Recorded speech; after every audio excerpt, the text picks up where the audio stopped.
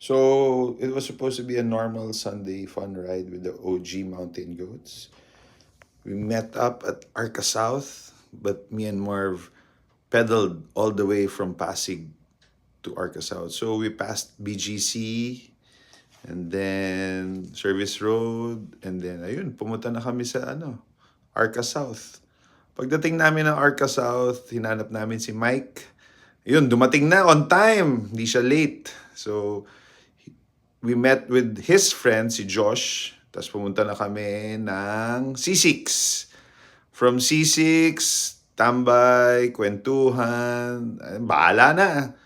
Umabot kami ng Baras. Kumain kami ng goto. Tapos umuwi na kami. Pabalik. Yan, pauwi.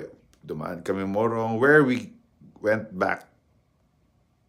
Tapos yun, uwian na. Kaso, ang haba ng pabalik. So, ginabi na kami sa daan. Tapos kumain kami pares. Best pares. Yun, 82K, baby.